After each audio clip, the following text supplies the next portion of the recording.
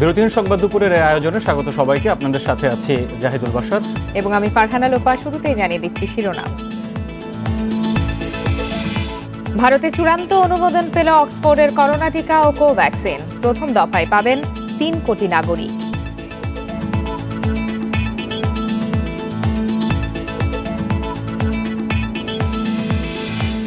নারায়ণগঞ্জে ইলেকট্রনিক পণ্য তৈরির কারখানায় ভয়াবহ আগুন, নিয়ন্ত্রণের চেষ্টায় ফায়ার সার্ভিসের ১২ ইউনিট।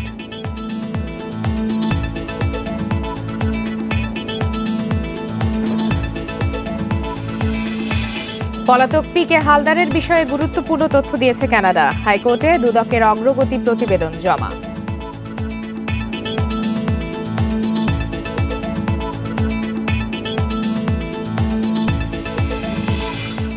ভারতের পেঁয়াজ আমদানির একদিনের মধ্যেই পড়ে গেছে দাম, লোকসানের শঙ্কায় ক্ষুব্ধ কৃষক, স্বস্তিতে ক্রেতারা।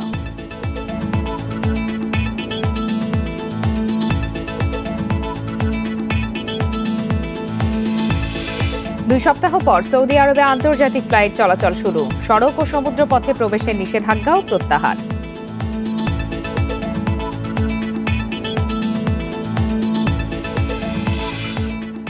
শিরোনাম জানাচ্ছিলাম, এবার বিস্তারিত। ভারতে জরুরি ব্যবহারের চূড়ান্ত অনুমোদন পেল অক্সফোর্ডের করোনা ভ্যাকসিন। একই সাথে ভারতের বিজ্ঞানীদের তৈরি টিকা কোভ্যাক্সিনও ব্যবহারের অনুমোদন দিয়েছে দেশটির ওষুধ নিয়ন্ত্রণ সংস্থা। ভারতে জরুরি ব্যবহারের জন্য অনুমোদন পাওয়া প্রথম টিকা এই দুটি। বিশ্বজুড়ে করোনা আক্রান্তের দিক দিয়ে ভারতের অবস্থান দ্বিতীয়। এ পর্যন্ত দেশটিতে করোনা রোগীর সংখ্যা ১ কোটি ৩ লাখের বেশি, মারা গেছে প্রায় ১.৫ লাখ। ভাইরাসের কবল থেকে বাঁচতে ভ্যাকসিনের জন্য অধীর আগ্রহে অপেক্ষায় ছিল ভারতবাসী। অবশেষে শেষ হলো অপেক্ষার পালা।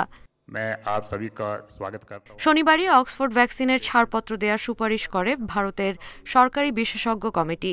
এর একদিন পর জরুরি ভিত্তিতে ব্যবহারের চূড়ান্ত অনুমোদন দিল দেশটির ওষুধ নিয়ন্ত্রণ সংস্থা। তবে শুধু অক্সফোর্ড নয়, ভারতের কোম্পানি বায়োটেকের তৈরি টিকারও অনুমোদন দেয়া হয়েছে। টিকা দুটি হল অক্সফোর্ড ও সেরাম ইনস্টিটিউটের কোভিশিল্ড এবং বায়োটেকের কোভ্যাক্সিন। ভারতের ড্রাগ কন্ট্রোলার জেনারেল ভিজি সোমানি জানান, দুটি টিকাই ১০০% নিরাপদ। এ নিরাপত্তার ক্ষেত্রে সামান্যতম উদ্বেগ থাকলে অনুমোদন দেয়া হতো না বলেও জানান তিনি।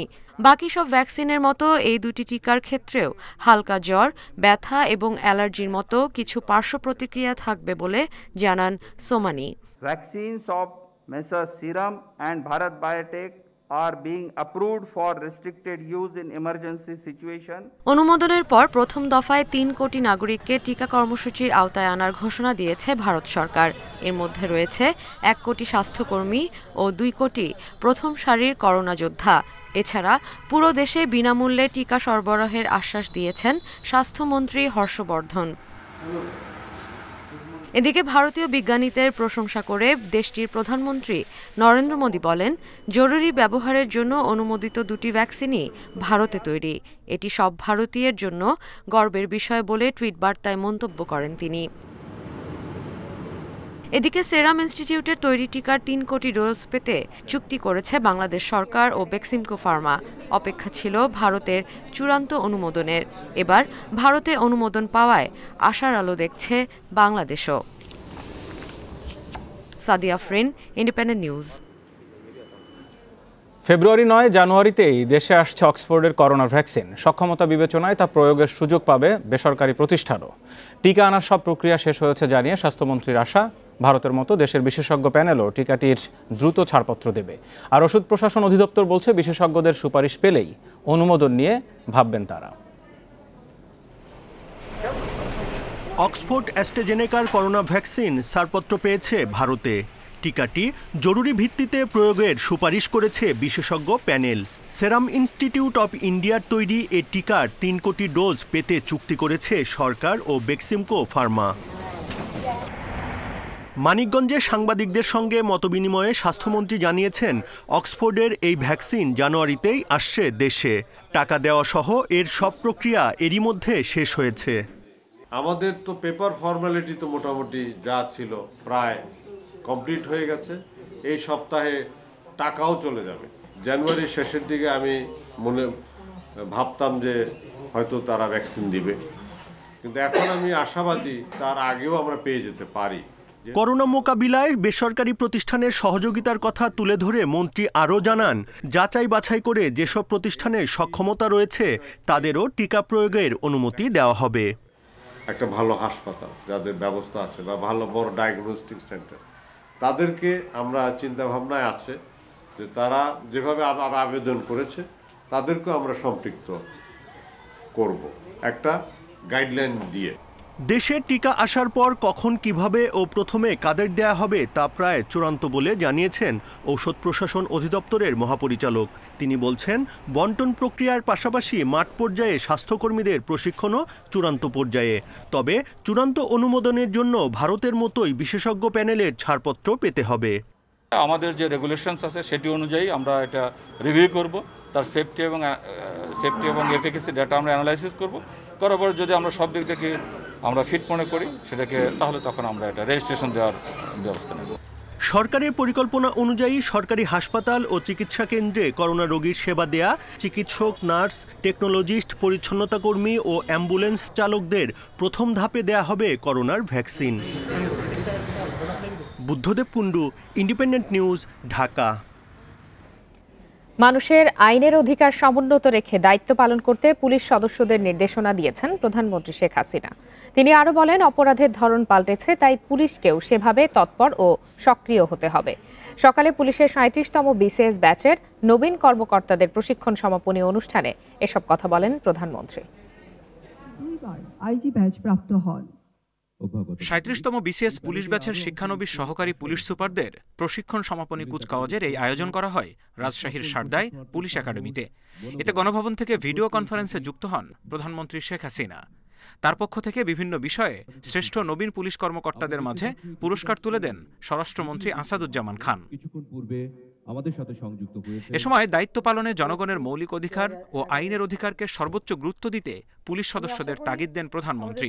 বলেন, পুলিশকে জনগণের বাহিনী হিসেবে গড়ে তুলতে হবে, জঙ্গিবাদ ও মাদক নির্মূলে কাজ করতে হবে আরও দক্ষতার সাথে। মানুষের ভালোবাসা অর্জন করতে হবে, আর মানুষের ভালোবাসা অর্জন করতে পারলে, আস্থা বিশ্বাস অর্জন করতে পারে, তো পুলিশ সংখ্যার প্রয়োজন হবে না। মানুষকে সাথে নিয়েই এদেশের যে কোনো অপরাধ দমন করা যাবে। কাজে সেইভাবেই নিজেদেরকে গড়ে তুলতে হবে, সেটাই আমরা চাই। কারণ আমাদের দেশে দীর্ঘ সংগ্রামের মধ্য দিয়ে আমরা গণতন্ত্র প্রতিষ্ঠা করতে সক্ষম হয়েছি। আধুনিকায়নের সাথে সাথে বদলাচ্ছে অপরাধের ধরনও। এজন্য নানা পরিকল্পনা ও প্রশিক্ষণের মাধ্যমে কিভাবে পুলিশকে আধুনিক বাহিনীতে গড়ে তোলা যায় সে ব্যাপারে সরকারের নানা পদক্ষেপের কথাও জানান প্রধানমন্ত্রী। অপরাধীকে শনাক্ত করা এবং মামলা তদন্তে প্রকৃত তথ্য উদ্ঘাটনের লক্ষ্যে বাংলাদেশ পুলিশের cyber police centre, DNA lab, automated fingerprint identification system এবং আধুনিক রাসায়নিক পরীক্ষাগার স্থাপন করা হয়েছে। এবং বাংলাদেশ পুলিশে সংযোজিত হতে যাচ্ছে সর্বাধুনিক অপারেশনাল গিয়ার, ট্যাকটিক্যাল বেল্ট, যাতে অপারেশনকালীন সময় তাদের ডিউটিতে বা যারা ডিউটিরত এবং যে সমস্ত ফোর্স কাজ করবে তারা যেন হ্যান্ড ফ্রি থেকে আরও অধিক দক্ষতার সাথে অপরাধ দমন করতে পারে, সেদিকে লক্ষ্য রেখে আমরা সেই ব্যবস্থা নিয়ে যাচ্ছি। ফেসবুক ও বিভিন্ন অ্যাপসের মাধ্যমে সংগঠিত অপরাধ থেকে তরুণ প্রজন্মকে বিরত রাখতে পুলিশ সদস্যদের আরও তৎপর হওয়ার নির্দেশনা দেন সরকার প্রধান। এখানে অনেকে জীবন পর্যন্ত দিয়েছে। Zahidul Bashar, Independent news, Dhaka. অক্সফোর্ডের করোনা নিয়ন্ত্রণের যে ভ্যাকসিন, সেই ভ্যাকসিনের চূড়ান্ত অনুমোদন দিয়েছে ভারত। একই সাথে ভারতের নিজস্ব তৈরি যে কোভ্যাক্স যেই টিকা রয়েছে সেটিরও অনুমোদন দিয়েছে ভারতের সর্বোচ্চ ওষুধ প্রশাসন। আমরা সেই বিষয় নিয়ে কথা বলবো। আমাদের সাথে আইইডিসিআর থেকে সেখানকার উপদেষ্টা ডক্টর মুশতাক আহমেদ, তিনি আমাদের সাথে যুক্ত হয়েছেন। আমরা তার সাথে কথা বলবো। জনাব মুশতাক হোসেন, আপনাকে স্বাগত জানাচ্ছি। একটু শুরুতে আসতে চাই, ভারত তো অক্সফোর্ডের টিকার চূড়ান্ত অনুমোদন দিয়ে দিল, বাংলাদেশও সেই অপেক্ষায় ছিল। মন্ত্রী বলেছেন এই মাসের শেষ নাগাদ টিকা আসবে বলে তিনি আশা প্রকাশ করেছেন। এখন বাংলাদেশের চিন্তাভাবনা কি হওয়া উচিত? এই মুহূর্তে আমাদের পদক্ষেপ কি থাকা দরকার? খুব বেশি দিন তো সময় নেই টিকা আসতে। জি ধন্যবাদ। এখন আমাদের কয়েকটা দিক আছে। প্রথম হচ্ছে ঔষধ প্রশাসন অধিদপ্তরের কাছে এই বিষয়ে কাগজপত্র পৌঁছেছে কিনা। আমরা যে খসড়া করেছি ন্যাশনাল ভ্যাকসিন ডেপ্লয়মেন্ট প্ল্যান,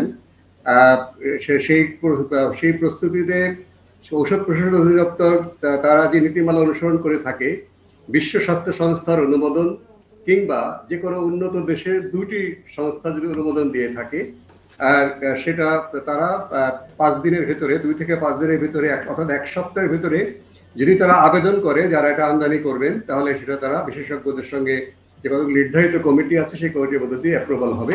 তবে ভ্যাকসিন আসার পরে তারা প্রথম কয়েকটি লট পরীক্ষা করবেন এবং সময় সময় পরীক্ষা করবেন যে যেভাবে বলা হয়েছে সেই উপাদানগুলো আছে কিনা। সেটা কিন্তু ওষুধ প্রশাসন অধিদপ্তর এটা নিয়মিতই করে থাকে, এটা নতুন কিছু নয়।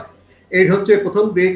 দ্বিতীয় দিক হচ্ছে যে আমাদের সর্বাত্মক প্রস্তুতি। 50 লক্ষ টিকা যদি আসে তাহলে আমরা 25 লক্ষ মানুষকে দেব। এই বিষয়ে ভ্যাকসিন ডিপ্লয়মেন্ট প্ল্যান কিন্তু করা হয়েছে।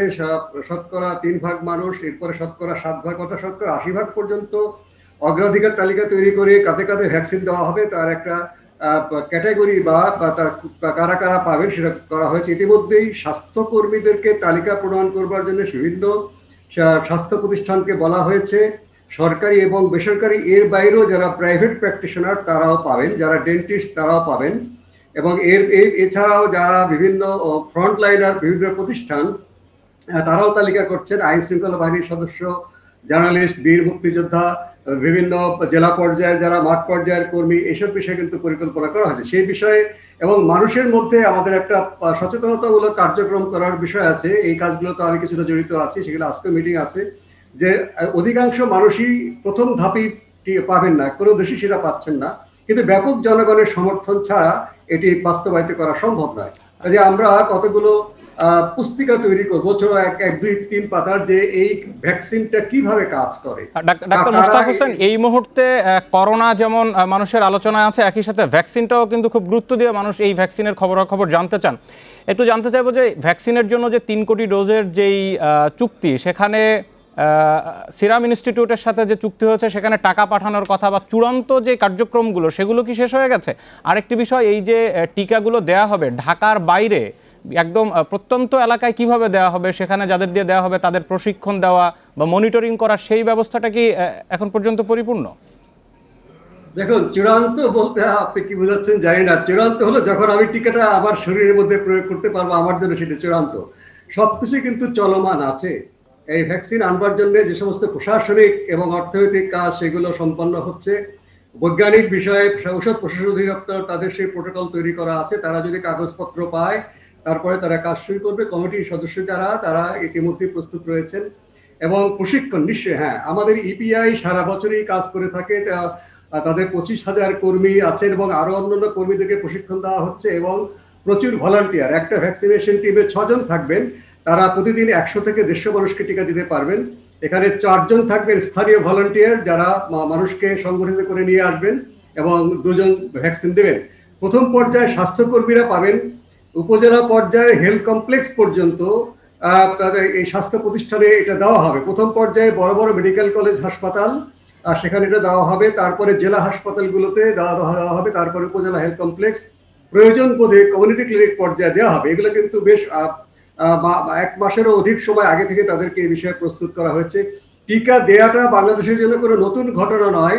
যেটি আমাদের চ্যালেঞ্জ ফেস করতে হবে, যখন 60 বছরের অধিক বয়স্ক মানুষকে কমিউনিটির কাছ থেকে তাদের নিয়ে বাছাই করে টিকা দেওয়া হবে, সেটা একটা বড় চ্যালেঞ্জিং। কারণ একটা পরিবারে 60 বছরের ঊর্ধ্ব হতে 1 জন থাকবে, তাহলে পরিবারের বাকি সদস্যদের সমর্থন প্রয়োজন হবে, সমাজের সমর্থন প্রয়োজন হবে। যে ব্যক্তিটি এখন ডায়াবেটিসে ভুগছেন, তার বয়স হচ্ছে 18 বছর থেকে 60-এর মধ্যে, তিনি পরবর্তী পর্যায়ে যাবেন। এইগুলো আরেকটি ব্যাপার, আমরা করোনা পরীক্ষার একেবারে শুরুর দিকে দেখা গিয়েছিল বিভিন্ন জায়গায় অভিযান চালিয়ে কিন্তু যে সমস্ত কিট এই ক্ষেত্রে অনুমোদিত নয় বেসরকারিভাবে বা বিভিন্ন অপরাধ চক্রের মাধ্যমে, সেগুলো দেশে ঢুকেছিল, পরে র্যাব সেগুলো উদ্ধার করেছে।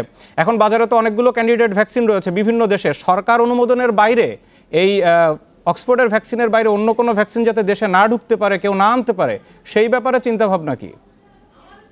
দেখুন, সরকার কিন্তু অনুমোদন এখন কাউকে দেয়নি। কাজেই অক্সফোর্ড কেন, বা অক্সফোর্ড বলুন বা মডার্না, ফাইজার, বায়োনটেক, সাইনোভ্যাক কিংবা রাশিয়ার টিকা, সবগুলো কিন্তু তাদের দেশে দিচ্ছে। সরকার যাদেরকে অনুমোদন দেবে যেটাই প্রথমে আসুক। তার বাইরে টিকা না নেওয়ার জন্য সরকারকে তার বিভিন্ন যে প্রতিষ্ঠান আছে তাকে যেমন সতর্ক থাকতে হবে, তেমনি সতর্ক থাকতে হবে চিকিৎসক বা ভ্যাকসিন কর্মী ছাড়া এটা দেওয়া যাবে না।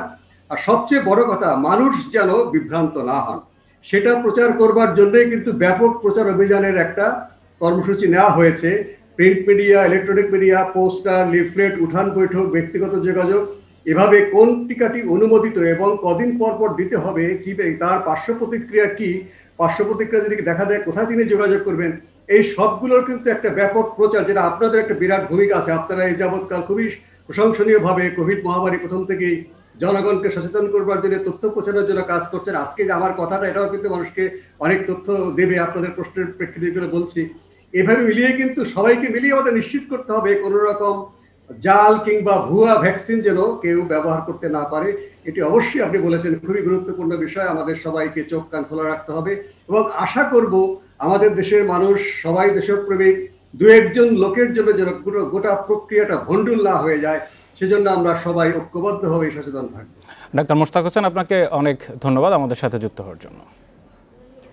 নারায়ণগঞ্জের সোনারগাঁয়ে ইলেকট্রনিক্স পণ্যের কারখানার আগুন এখনও নিয়ন্ত্রণে আনতে পারেনি ফায়ার সার্ভিস। শেষ খবর পাওয়া পর্যন্ত নিয়ন্ত্রণে কাজ করছে ফায়ার সার্ভিসের 12টি ইউনিট।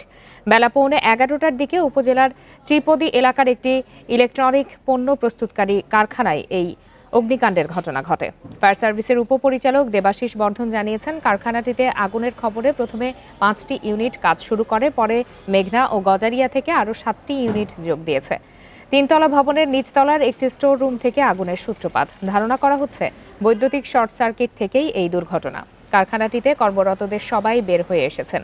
এখন পর্যন্ত হতাহতের কোনো খবর পাওয়া যায়নি। এদিকে অগ্নিকাণ্ডের ঘটনায় ঢাকা চট্টগ্রাম মহাসড়কে সোনারগাঁয়ের মেঘনা থেকে মদনপুর পর্যন্ত যানজট সৃষ্টি হয়েছে।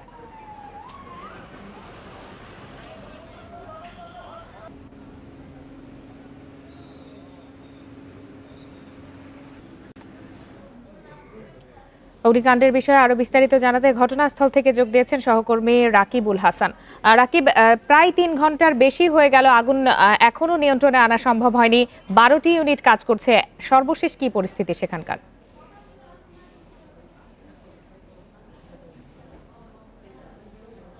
ঘটনা ঘটেছে এখন পর্যন্ত কিন্তু 12টি ইউনিট তারা প্রায় 3 ঘন্টা যাবত চেষ্টা চালাচ্ছেন এবং এর মধ্যে কিন্তু ফায়ার সার্ভিস আমাদেরকে জানিয়েছে যে আগুনের যে ভয়াবহতা সেটা কিন্তু কিছুটা কমে এসেছে। তারা আসলে নিয়ন্ত্রণে অনেকটাই নিয়ে এসেছে এমনটা আমাদেরকে জানিয়েছেন। তো আমি আপনাকে দেখাতে চাই যে এখানে যে ইলেকট্রনিক্স পণ্য তৈরি করার যে এই কারখানাটিতে আপনি দেখতে পাচ্ছেন যে 3তলা ভবন, এখানে আসলে আগুনের যে সূত্রপাত ঘটেছিল সেটা সকালে 9টা নাগাদ এই নিচতলাতে যে একটি স্টোর রুম আছে সেখান থেকে প্রাথমিকভাবে ফায়ার সার্ভিস আমাদেরকে জানতে পেরেছেন যে ওই স্টোর রুম থেকে এখানে আগুনের সূত্রপাত হয় এবং প্রাথমিকভাবে তারা ধারণা করছেন যে শর্ট সার্কিট থেকে এই আগুনের সূত্রপাত হতে পারে। তো এই পর্যন্ত আমরা আসলে হতাহতের বিষয়ে যেটা জানতে চেয়েছিলাম যে এখন পর্যন্ত কিন্তু এখানে হতাহতের কোনো খবর পাওয়া যায়নি। তবে সকালে যখন আগুন লেগেছিল তখন দোতলা থেকে এক শ্রমিক লাফিয়ে পড়েছে এবং তাকে স্থানীয় কোনো হসপিটালে নিয়ে যাওয়া হয়েছে, কিন্তু তার নাম পরিচয় এখন পর্যন্ত প্রতিষ্ঠান বা কারোর কাছ থেকে আমরা সেটা পাইনি। তো এই বিষয়টিতে আগুন নিয়ন্ত্রণে এত সময় লাগার কারণ কি, ফায়ার সার্ভিস এই বিষয়ে কি বলছে? আসলে এখানে যে ইলেকট্রনিক্স পণ্য, এসি, ফ্রিজ সহ অন্যান্য যে এখানে অন্যান্য পণ্যগুলি যেই কারখানাতে তৈরি করতো, এখানে কিন্তু যেই আগুনের লেলিহানের এত আগুন বেড়ে যাওয়ার এত কারণ হচ্ছে যে সেখানে কিন্তু আপনার আগুনে বেড়ে যাওয়ার বিভিন্ন কেমিক্যাল সহ বর্জ্য ধাতব জাতীয় কিন্তু সেখানে পণ্য সামগ্রী এবং কেমিক্যাল এইসব বিষয় কিন্তু ছিল। তার কারণে কিন্তু এবং প্লাস্টিক থাকার কারণে বিশেষ করে কিন্তু আগুনের তীব্রতাটা বেড়ে যায় এবং তারা কিন্তু এখন আগুনটা অনেকটাই নিয়ন্ত্রণে নিয়ে এসেছে এবং তারা হয়তো পরবর্তীতে আমাদেরকে জানাবেন যে ভাবদিন জুনের যেই বিষয়গুলি তারা এখানে তারা করবেন।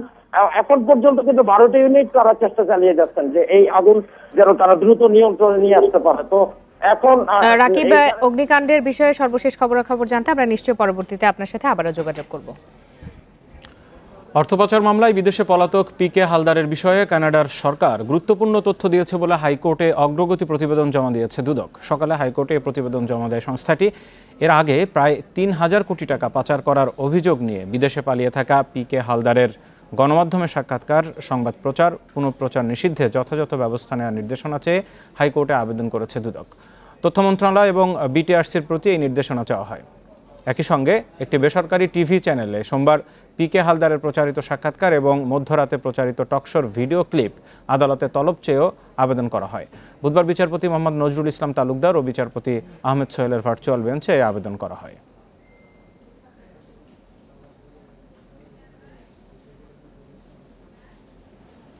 ভারতের পেঁয়াজ আমদানি শুরুর একদিনের মধ্যে দাম পড়ে যাওয়ায় ক্ষুব্ধ কৃষক। তারা বলছেন, আমদানি করা পেঁয়াজ আশায় উৎপাদন খরচ ওঠাতে হিমশিম খাচ্ছেন তারা। নতুন পেঁয়াজ ওঠার ঠিক আগ মুহূর্তে ভারতের পেঁয়াজ আমদানিতে লোকসানে পড়বেন তারা। এদিকে খুচরা বাজারে পেঁয়াজের দাম কেজিতে অন্তত ৩০ টাকা কমেছে, বিক্রি হচ্ছে ২০ থেকে ৩০ টাকা দরে। এতে স্বস্তি জানিয়েছেন ক্রেতারা। মাসখানেক আগেও কোনো নিয়ন্ত্রণ ছিল না পেঁয়াজের বাজারে। প্রতি কেজি পেঁয়াজ বিক্রি হচ্ছিল ৭০ থেকে ৯০ টাকা দরে। দেশি পেঁয়াজ ওঠার পর দাম কিছুটা কমলেও বিক্রি হচ্ছিল ৪৫ থেকে ৫৫ টাকায়। তবে ৩.৫ মাস বিরতির পর শনিবার ভারত থেকে পেঁয়াজ আমদানি শুরু হওয়ায় বড় ধরনের দরপতন হয়েছে পেঁয়াজের বাজারে। একদিনের মধ্যেই দাম কমেছে ২০ থেকে ৩০ টাকা। ভারতীয় পেঁয়াজ আসার খবরে যশোরে কয়েকদিন ধরেই কমতে থাকে দাম। সপ্তাহ দুয়েক আগেই যেখানে দাম ছিল ৭০ থেকে ৯০ টাকা, সেখানে ভারতীয় পেঁয়াজের প্রথম চালান ঢোকার পর তা দাঁড়িয়েছে ২০ থেকে ৩০ টাকায়। ভারত থেকে পেঁয়াজ আমদানি বন্ধ হওয়ার পর এবার সাতক্ষীরায় ৫০০ হেক্টর জমিতে পেঁয়াজ চাষ হয়। তবে দাম পড়ে যাওয়ায় হতাশ কৃষক। একই অবস্থা রংপুর, নওগাঁ, হিলি সহ বেশিরভাগ জেলাতেও। তবে কৃষকরা ক্ষতিগ্রস্ত হলেও দীর্ঘদিন পর পেঁয়াজের দাম নাগালে আসায় স্বস্তিতে ক্রেতারা। কৃষকরা বলছেন, তাদের কথা বিবেচনা না করে হঠাৎ পেঁয়াজ আমদানি শুরু করায় পেঁয়াজ চাষকে নিরুৎসাহিত করবে, বাড়াবে আমদানি নির্ভরতা। খাদিজাতুল কোবরা, ইন্ডিপেন্ডেন্ট নিউজ ডেস্ক। ভারতের পেঁয়াজ আসলেও দেশের বাজারে কোনো নেতিবাচক প্রভাব পড়বে না বলে জানিয়েছেন বাণিজ্যমন্ত্রী টিপু মুনশি। রোববার সচিবালয়ে এক ব্রিফিংয়ে বাণিজ্যমন্ত্রী জানান, পেঁয়াজ আমদানির কারণে দেশের কৃষকরা যাতে ক্ষতিগ্রস্ত না হয় সেজন্য নতুন করে শুল্ক আরোপের বিষয়ে এনবিআর ও কৃষি মন্ত্রণালয়কে সুপারিশ করা হবে। এ সময় বাণিজ্যমন্ত্রী বলেন, গ্রীষ্মে পেঁয়াজ উৎপাদনের বীজ পাওয়া যায় কিনা সেটা দেখা হবে। পেঁয়াজ সংরক্ষণে হিমাগার তৈরির পরিকল্পনাও জানান তিনি। মন্ত্রী আরও বলেন, আন্তর্জাতিক বাজারে ভোজ্য তেলের দাম বেড়েছে, এর প্রভাব যেন বাজারে না পড়ে সে বিষয়ে বাণিজ্য মন্ত্রণালয় কাজ করছে। অসাধু ব্যবসায়ীদের বিরুদ্ধে মন্ত্রণালয় কঠোর অবস্থানে আছে বলেও জানান বাণিজ্যমন্ত্রী।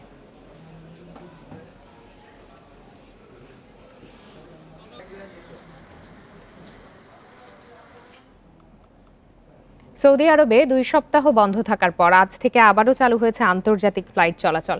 একই সঙ্গে সড়ক ও নৌপথে দেশটিতে প্রবেশে নিষেধাজ্ঞাও তুলে নেওয়া হচ্ছে।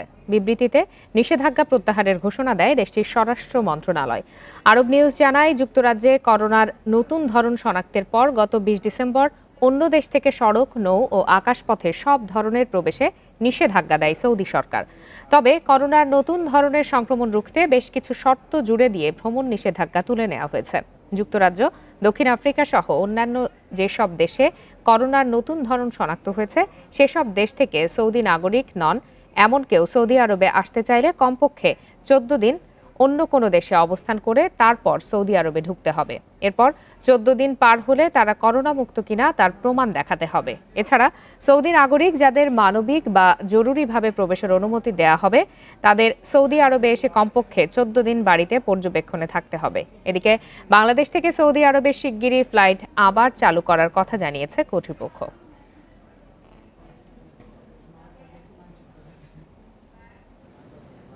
যুক্তরাজ্যে করোনা ভাইরাসের নতুন ধরন শনাক্তের পর তাদের সঙ্গে বিমান যোগাযোগ বন্ধ করেছে ৫০টিরও বেশি দেশ। তবে এখনও বিমান চলাচল স্বাভাবিক রয়েছে সিলেট ওসমানী আন্তর্জাতিক বিমানবন্দরের সঙ্গে। এতে নতুন করে সংক্রমণ ঝুঁকিতে পড়েছে সিলেট অঞ্চল। প্রশাসন বলছে, সংক্রমণ রোধে নেওয়া হয়েছে বিশেষ ব্যবস্থা। নতুন ধরনের করোনা ভাইরাসের উৎপত্তিস্থল যুক্তরাজ্য। এর সংক্রমণ ও প্রতিরোধে হিমশিম খেতে হচ্ছে দেশটিকে। উদ্বিগ্ন সারা বিশ্ব। এরই মধ্যে যুক্তরাজ্যের সঙ্গে বিমান চলাচল স্থগিত করেছে অনেক দেশ। তবে বাংলাদেশে বিমান যোগাযোগ এখনও অব্যাহত রয়েছে। প্রতি সপ্তাহে বিমান বাংলাদেশ এয়ারলাইন্সের ২টি ফ্লাইট সিলেট ওসমানী আন্তর্জাতিক বিমানবন্দর থেকে সরাসরি যাতায়াত করছে যুক্তরাজ্যে। এসব ফ্লাইটে সিলেটে আসছেন ৩ শতাধিক যাত্রী। প্রাথমিকভাবে স্বাস্থ্য পরীক্ষা, করোনা সার্টিফিকেট পরীক্ষা এবং তার ভিত্তিতে ইমিগ্রেশন সম্পন্ন করা এবং নতুন করে যুক্ত হলো যে প্রাতিষ্ঠানিক কোয়ারেন্টাইন। নতুন ভাইরাস সংক্রমণের ঝুঁকিতে রয়েছে সিলেট অঞ্চল। করোনার নেগেটিভ সনদ থাকলেও অনেক যাত্রী এই ভাইরাসের বাহক হতে পারেন বলে মনে করছেন চিকিৎসকরা। তারা আমাদের বিভিন্ন কমিউনিটিতে ছড়িয়ে পড়ছে, ওনাদের পরিবারে ওনাদের কমিউনিটিতে ছড়িয়ে পড়ছে। এতে করে নতুন করে করোনার সংক্রমণ যে ঘটবে না সেই ব্যাপারে নিশ্চিত করে কোনো কিছু বলা কারো পক্ষে সম্ভব না। যুক্তরাজ্য থেকে আসা যাত্রীদের নিজ খরচে 14 দিনের প্রাতিষ্ঠানিক আইসোলেশন থাকা বাধ্যতামূলক করার কথা জানিয়েছে স্থানীয় প্রশাসন। এজন্য প্রস্তুত রয়েছে 9টি আবাসিক হোটেল। প্রাথমিক যে পরীক্ষাটা হয় মেডিকেল পরীক্ষা, সেটা করে আমরা এই হোটেলগুলোতে নিয়ে আসবো। বিআরটিসির বাসও আমরা রেডি রেখেছি, সেনাবাহিনী থাকবে, পুলিশ থাকবে, তারা কর্ডন করে নিয়ে আসবে।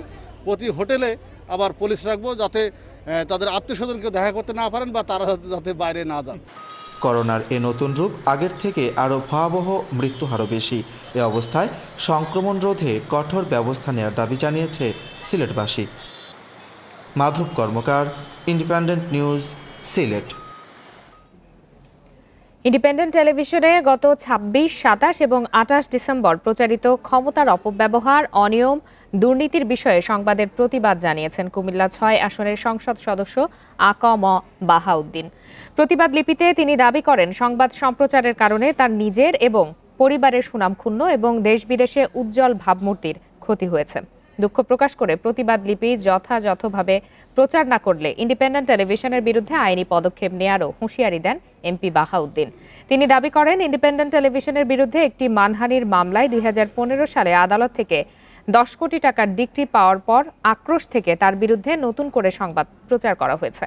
সম্প্রতি ওই এমপি অবৈধভাবে পাহাড় কেটে রাস্তা করার ব্যাপারে পরিবেশ অধিদপ্তরের একজন সহকারী পরিচালককে টেলিফোনে হুমকি দেন এবং অশালীন আচরণ করেন, যার সংবাদ শুধু ইন্ডিপেন্ডেন্ট টেলিভিশন নয়, দেশের বিভিন্ন সংবাদ মাধ্যমে প্রকাশ ও প্রচার পায়। এছাড়া 2015 সালের মামলার ডিক্রি এমপির পক্ষে গেলেও উচ্চ আদালতে তা খারিজ হয়ে যায়।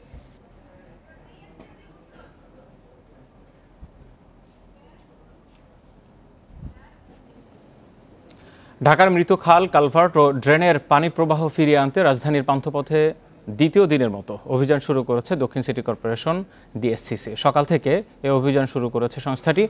সকাল 11টার পর থেকে পান্থকুঞ্জ পার্কের অভ্যন্তরে বর্জ্য অপসারণের কাজ চলছে। এছাড়া রাতে কাঁঠালবাগান ঢাল থেকে পান্থপথ মোড় পর্যন্ত পিটগুলোর মধ্যবর্তী অংশে ড্রেজারের মাধ্যমে বর্জ্য অপসারণ করা হবে। এর আগে গতকাল নিজস্ব অর্থায়নে রাজধানীর খাল পরিষ্কার শুরু করে ঢাকা দক্ষিণ সিটি কর্পোরেশন। ওই দিন খাল পরিষ্কার অভিযানের অংশ হিসেবে প্রথম দিনে বাংলা মোটরের পান্থকুঞ্জ পার্ক থেকে ধানমন্ডির রাসেল স্কয়ার পর্যন্ত দীর্ঘ বক্স কালভার্টের 5টি পয়েন্ট পরিষ্কার করেছে ডিএসসিসি। এ সময় কালভার্টের 5টি ড্রেনেজ পিট থেকে 74 টন বর্জ্য অপসারণ করা হয়।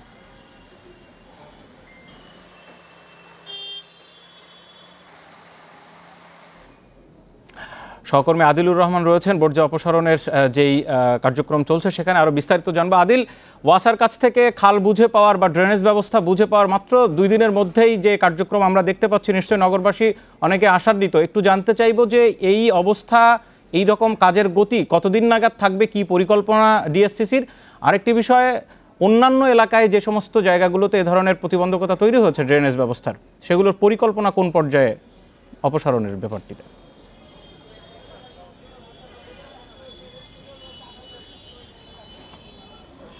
দেখুন, দায়িত্ব কিন্তু আসলে পেয়েছে গত বৃহস্পতিবার, তারপরে শুক্রবার সরকারি ছুটি ছিল। শনিবার থেকেই কিন্তু ঢাকা দক্ষিণ সিটি কর্পোরেশনের পরিচ্ছন্নতা বিভাগ, বর্জ্য ব্যবস্থাপনা বিভাগ তারা কিন্তু আসলে মাঠে নেমেছে। ঢাকা দক্ষিণ সিটি কর্পোরেশনের মেয়রের অঙ্গীকার আছে যে আগামী 3 মাসের মধ্যে 3টি খাল এবং 2টি বক্স কালভার্ট তারা পরিষ্কার করবে এবং এছাড়া এবছরের মে মাসের মধ্যেই ঢাকার যে দক্ষিণ সিটি কর্পোরেশনের যে 11টি খাল রয়েছে, বক্স কালভার্ট রয়েছে, সেগুলো তারা পরিষ্কার করবে। এবং ঢাকা দক্ষিণ সিটি কর্পোরেশন থেকে বলা হচ্ছে যে কাজের যে গতি এখন আমরা যেটি দেখছি একদম শুরু থেকে, সেই গতিটি আসলে সারা বছরই তারা অব্যাহত রাখবে।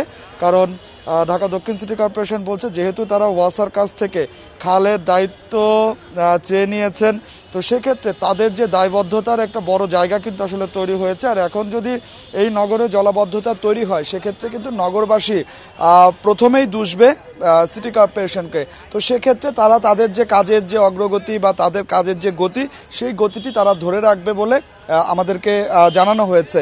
এবং ঢাকা দক্ষিণ সিটি কর্পোরেশন থেকে বলা হচ্ছে যে শুধুমাত্র দিনে নয়, রাতেও তারা কাজ করবে, কারণ যেসব এলাকায় বিশেষ করে বক্স কালভার্টগুলো কিন্তু চলে গিয়েছে আসলে সড়কের নিচ দিয়ে, অর্থাৎ সেই সব সড়কে যাতে কোনো ধরনের কোনো প্রতিবন্ধকতা তৈরি না হয়, সেই জন্য রাতে তাদের যে কাজ, সেই কাজগুলো চলবে। এবং একই সাথে ঢাকা দক্ষিণ সিটি কর্পোরেশন থেকে আমাদেরকে জানানো হচ্ছে যে বক্স কালভার্টগুলোর ভেতরে বিআইডব্লিউটি এর কাছ থেকে ড্রেজার সহায়তা নেওয়া হবে এবং সেটির মাধ্যমে কিন্তু আসলে বক্স কালভার্টগুলোর ভেতরে পরিষ্কার করা হবে। আপনাকে জানিয়ে রাখি যে যখন পান্থপথের এই বক্স কালভার্টটি আসলে পরিষ্কার করছে, তখন কিন্তু দেখা যাচ্ছে যে ভেতরে কঠিন বর্জ্য রয়েছে এবং ময়লা আবর্জনার একদম স্তূপ কিন্তু আসলে আমরা লক্ষ্য করতে পারছি। তো গতকাল 54 টন বর্জ্য অপসারণ করা হয়েছে এবং আজকেও কিন্তু প্রচুর বর্জ্য এইসব বক্স কালভার্ট থেকে বের করা হচ্ছে। সিটি কর্পোরেশন বলছে যে পান্থপথের এই বক্স কালভার্টটি পরিষ্কার করার পরে তারা সেগুনবাগিচা একটি বক্স কালভার্ট আছে, সেখানে 74টি পয়েন্ট আছে, সেই 74টি পয়েন্টেও তারা তাদের যে কাজ, সেই কাজ কিন্তু আসলে তারা চালিয়ে যাবে। তো দক্ষিণ সিটি কর্পোরেশনের পক্ষ থেকে আসলে বলা হচ্ছে যে কোনো অবস্থাতেই বক্স কালভার্টগুলো এখন যে অবস্থায় আছে সেই অবস্থায় আসলে রাখা হবে না। এবং একই সাথে ঢাকা ওয়াসার কিন্তু কারিগরি সহায়তাও তারা নিচ্ছে এবং ঢাকা ওয়াসার যেসব যন্ত্রপাতি আছে আগামী 2 বছরের জন্য সেই যন্ত্রপাতিগুলো কিন্তু ঢাকা দক্ষিণ সিটি কর্পোরেশন ব্যবহার করবে। এবং একই সাথে এই বক্স কালভার্টগুলো বা খালগুলো আর যাতে কঠিন বর্জ্যে ভরে না যায়, সে কারণে তাদের যে পরিচ্ছন্নতা বিভাগ অর্থাৎ বাসাবাড়ি থেকে যেসব বর্জ্য সংগ্রহ করা হয় সেগুলো যাতে সঠিকভাবে খালে বা বক্স কালভার্টে না পড়ে সরাসরি তাদের মাতুয়াইলে যে ভাগাড় আছে সেই ভাগাড়েই যাতে ফেলা হয়, সেই ব্যাপারেও কিন্তু তাদের পরিকল্পনা রয়েছে। এবং একই সাথে ঢাকা দক্ষিণ সিটি কর্পোরেশনের যে খালগুলো দখল হয়ে গিয়েছে, অর্থাৎ আমরা দেখেছি যে বেশিরভাগ খালগুলোই কিন্তু সিএস রেকর্ড অনুযায়ী 60 মিটার বা 40 মিটার প্রশস্ত, সেই খালগুলো কোথাও কোথাও কিন্তু 10 মিটার বা 15 মিটার। এখন অনেক ধন্যবাদ। রাজধানীতে দক্ষিণ সিটি কর্পোরেশনের যে বর্জ্য ব্যবস্থাপনা চলছে, যে অপসারণ কার্যক্রম চলছে, তার খবরাখবর জানছিলাম। ভারতে করোনার টিকা অনুমোদনের খবরে বছরের প্রথম কার্যদিবসে সূচকের বড় উত্থানের মধ্য দিয়ে লেনদেন হচ্ছে বাংলাদেশের 2 শেয়ার বাজারে। ভারতে অক্সফোর্ড অ্যাস্ট্রাজেনেকার টিকার অনুমোদনের খবরে বেক্সিমকো লিমিটেড ও বেক্সিমকো ফার্মার শেয়ারের সর্বোচ্চ মূল্য বৃদ্ধি হয়ে বিক্রেতা শূন্য হয়ে পড়েছে। মূলত অক্সফোর্ড অ্যাস্ট্রাজেনেকার 3 কোটি ডোজ করোনা ভাইরাসের টিকা কিনতে সিরাম ইনস্টিটিউট অব ইন্ডিয়া এবং বাংলাদেশের বেক্সিমকো ফার্মাসিউটিক্যালস লিমিটেডের সঙ্গে চুক্তি করে সরকার। তাই এই অনুমোদনের খবরে বেক্সিমকোর শেয়ারের ব্যাপক মূল্য বৃদ্ধি হয়েছে। রবিবার সকাল থেকে সূচক ও লেনদেনে ব্যাপক উত্থান ঢাকা স্টক এক্সচেঞ্জে। দুপুর 2টা নাগাদ প্রধান সূচক ডিএসইএক্স বেড়েছে 190 পয়েন্টের বেশি এবং লেনদেন হয়েছে বেশ কিছু।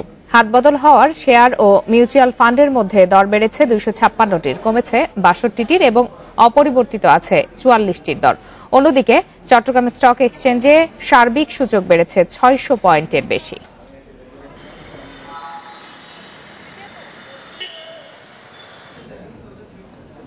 সুনামগঞ্জের দিরায়ে কলেজ ছাত্রীকে চলন্ত বাসে চালক শহীদ ও তার 2 সহযোগী পরিকল্পিতভাবে গণধর্ষণ করতে চেয়েছিল বলে জানিয়েছে সিআইডি। দুপুরে রাজধানীর মালিবাগের সিআইডি কার্যালয়ে ব্রিফিংয়ে এই তথ্য জানান সিআইডির অতিরিক্ত ডিআইজি হাসিব আজিজ। তিনি জানান, ধর্ষণ চেষ্টার ঘটনায় বাস চালকের সহযোগী রশিদ আহমেদকে 28 ডিসেম্বর গ্রেপ্তার করে পিবিআই। পরে তার দেয়া তথ্যের ভিত্তিতে মূল আসামি শহীদকে গ্রেপ্তার করে সিআইডি। এর আগে গত 26 ডিসেম্বর বিকেলে সিলেটের লামাকাজি থেকে দিরাই যাচ্ছিলেন ওই কলেজ ছাত্রী। দিরাই পৌরসভার সুজানগর গ্রামের পাশে এসে যাত্রীবাহী বাসে একা হয়ে যান ওই ছাত্রী। অন্য যাত্রীরা নেমে গেলে চালক ও হেল্পার কলেজ ছাত্রীকে ধর্ষণের চেষ্টা করে। সম্ভ্রম বাঁচাতে ওই ছাত্রী চলন্ত বাস থেকেই লাফিয়ে পড়েন। স্থানীয়রা তাকে সড়কের পাশ থেকে আহত অবস্থায় উদ্ধার করে দিরাই হাসপাতালে নেন। পরে ওই দিনই সুনামগঞ্জের দিরাই থানায় ধর্ষণ চেষ্টার মামলা হয়।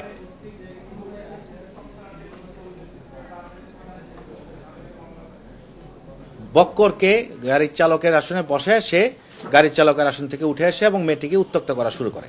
ব্যাগটা ছিনিয়ে নেওয়ার চেষ্টা করে, পারে না। শহীদ, ড্রাইভার শহীদ, এই ব্যাগটা নিয়ে ব্যাগটা এরকম ছিঁড়ে ফেলে ব্যাগের ভিতরে যত কিছু আছে সিটের মধ্যে ফেলে দেয়। এই ফাহাদ অ্যান্ড মাইশা পরিবহনের ড্রাইভার ছিল, এই গাড়িটির ড্রাইভার ছিল, এই হলো মূল আসামি। গতকালকে সিআইডি তাকে সুনামগঞ্জে পুরাতন বাস স্ট্যান্ড এলাকা থেকে গ্রেফতার করতে সমর্থ হয়। আপনারা দেখছেন বিরতিহীন সংবাদ দুপুর। সংবাদ দুপুরে আরো যা যা থাকছে। গত কয়েকদিনের তুলনায় বিশ্বে কমেছে করোনায় মৃত্যু ও শনাক্ত, আক্রান্তের সংখ্যা প্রায় 8.5 কোটি।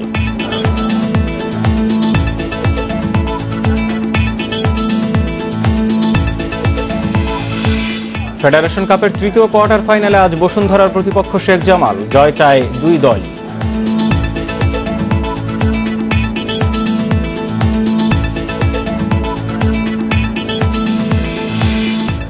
দলে গতি আনতে নতুন বছরে তৃণমূল ঢেলে সাজানোই গুরুত্ব দিচ্ছে আওয়ামী লীগ। পাশাপাশি সুবিধাভোগী অনুপ্রবেশকারীদের চিহ্নিত করে দল থেকে বের করে দেওয়াকে বড় চ্যালেঞ্জ মনে করছেন কেন্দ্রীয় নেতারা। এছাড়া ক্ষমতা থেকে উৎখাতে চলা বিরোধীদের নানামুখী ষড়যন্ত্র নজর রাখবে ক্ষমতাসীনরা।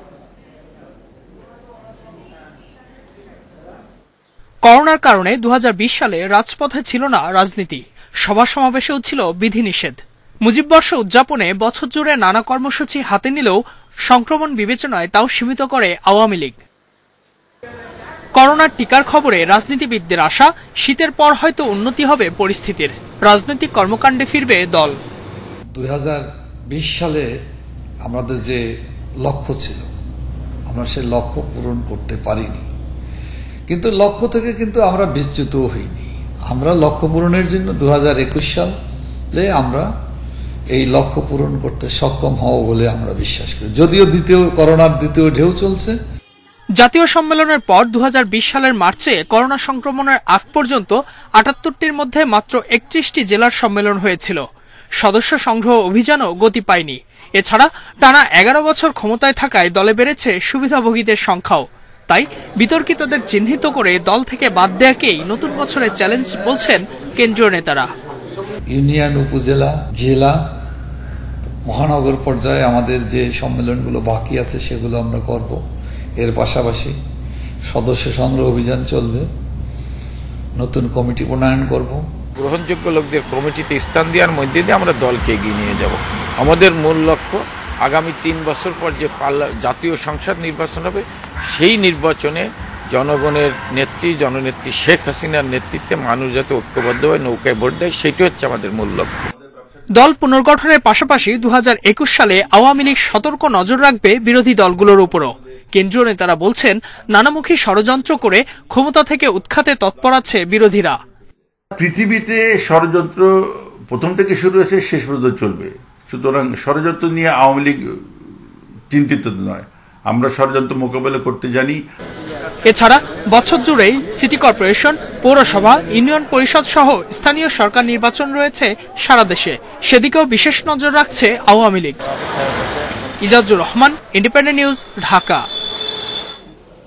নতুন বছরে গণ অভ্যুত্থানের মাধ্যমে সরকার পতনের আকাঙ্ক্ষা বিএনপির। দলটির নেতারা দাবি করছেন, নতুন বছরে হবে আন্দোলনের বছর, গণতন্ত্র উদ্ধারের বছর। 2021 সালে রাজনৈতিক দলগুলোর বৃহত্তর ঐক্য তৈরি করে দেশে গণতন্ত্র প্রতিষ্ঠার পরিকল্পনার কথা জানিয়েছেন বিএনপি নেতারা।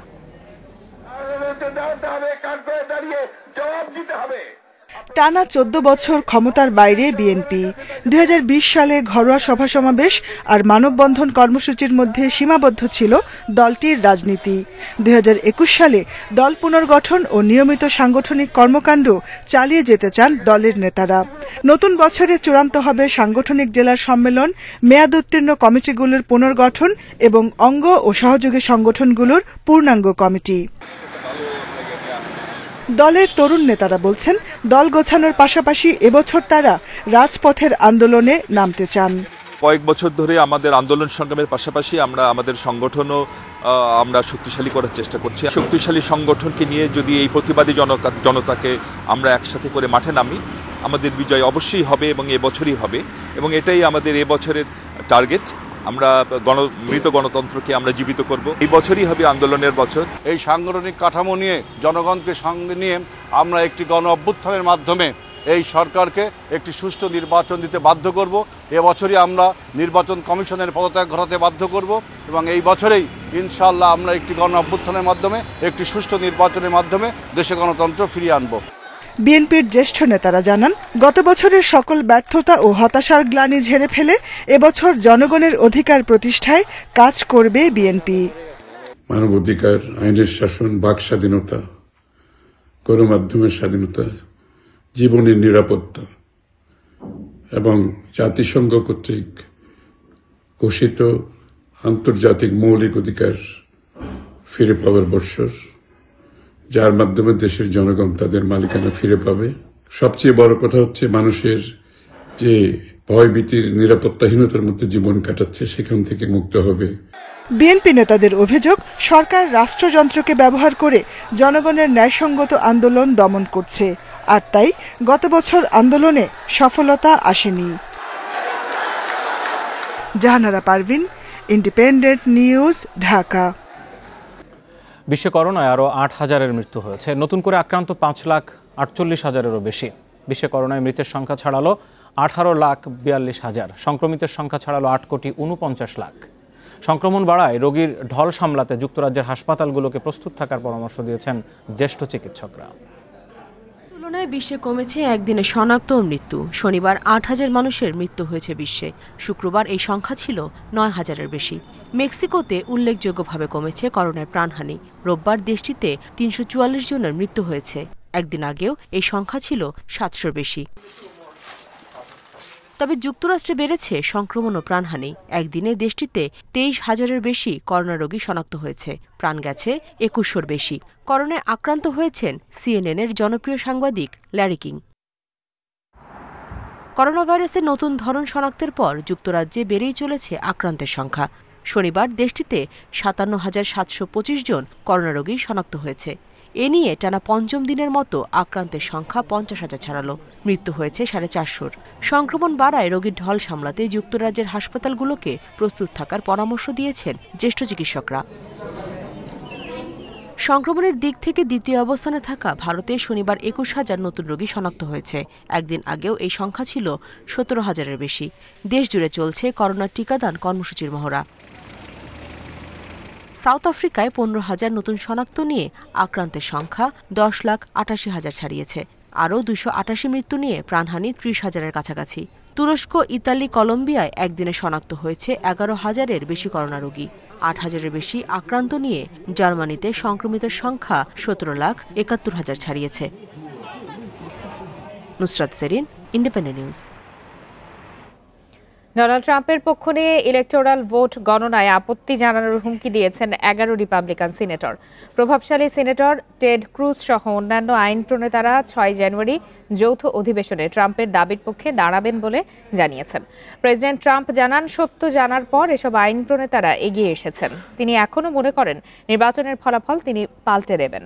রিপাবলিকান সিনেটর টেড ক্রুজ এবং অন্যান্যরা শনিবার এক বিবৃতিতে বলেছেন, তারা ইলেকটোরাল কলেজের ভোটের ফলাফলের ওপর কংগ্রেসে আপত্তি জানাবেন। নির্বাচনের ওপর 10 দিনের পর্যবেক্ষণ শেষ না হওয়া পর্যন্ত ফলাফল মেনে না নেয়ার সিদ্ধান্ত জানান তারা। ধারণা করা হচ্ছে ট্রাম্প সমর্থক এমন আরও শতাধিক আইন প্রণেতা ইলেকটোরাল ভোটের ফলাফল নিয়ে 6 জানুয়ারি আপত্তি জানাবেন।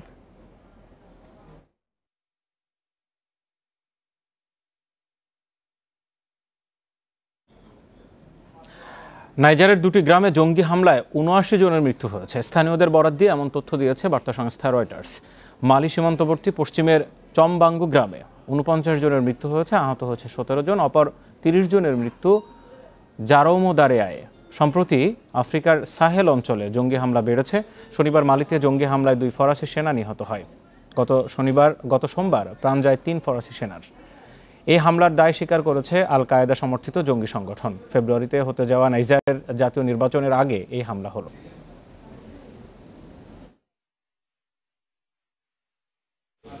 ঘরোয়া আসরের পর এবার চ্যালেঞ্জ আন্তর্জাতিক মিশনের। ওয়েস্ট ইন্ডিজের বিপক্ষে সিরিজ সামনে রেখে যুক্তরাষ্ট্র থেকে দেশে ফিরেছেন সাকিব আল হাসান।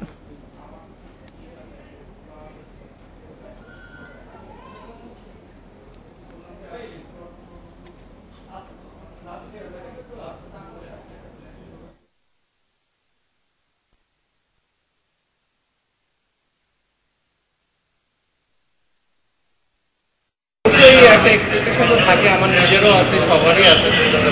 সো সেই হিসাবে অবশ্যই ট্রাই করব যেন আগের জায়গাতেই থাকতে পারি।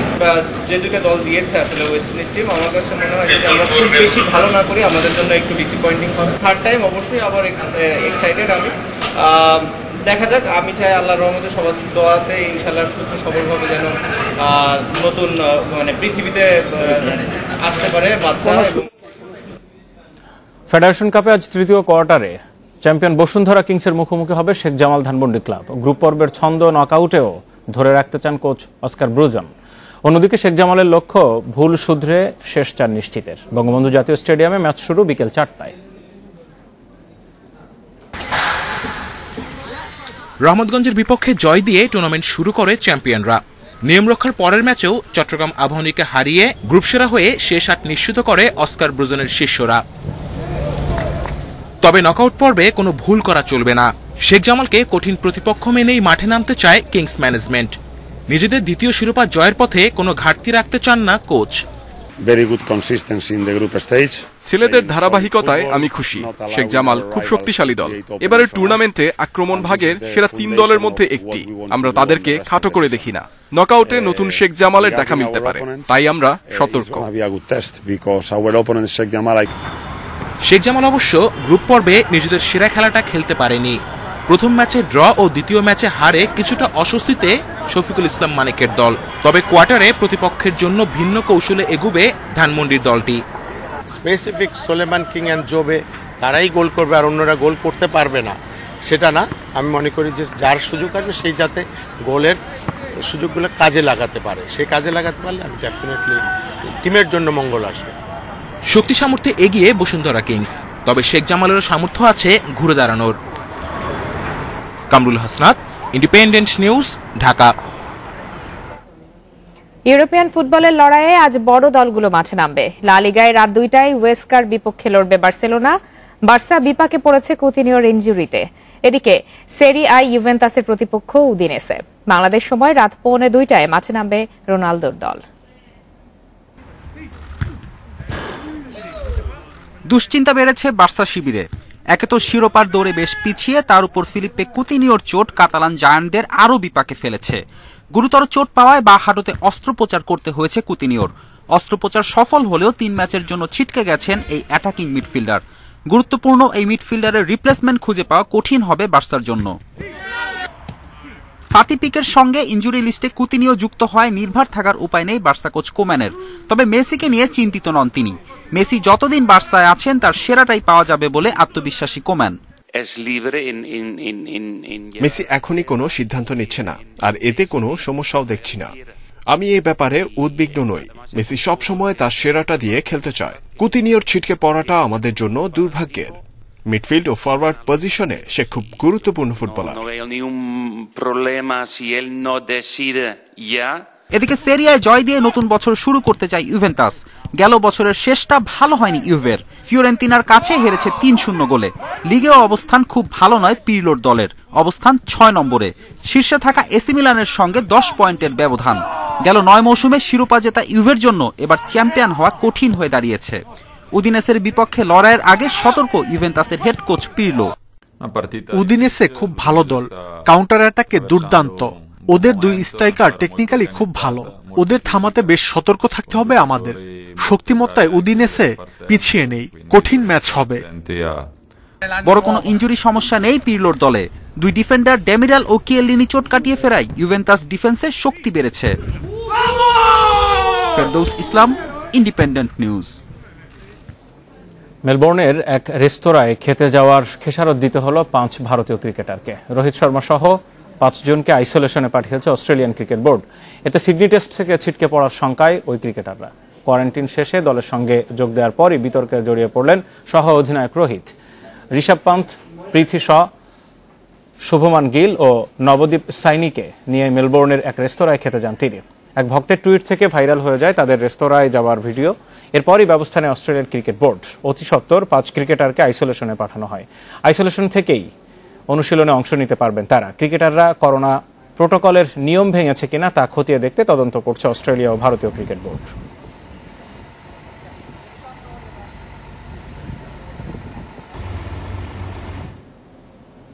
সংবাদ দুপুরের বিরতিহীন আয়োজন আজ পর্যন্ত। ইন্ডিপেন্ডেন্ট টেলিভিশনের সব খবরের আরো বিস্তারিত জানতে চোখ রাখুন ফেসবুক, ইউটিউব বা টুইটারে। সাথে থাকার জন্য সবাইকে ধন্যবাদ।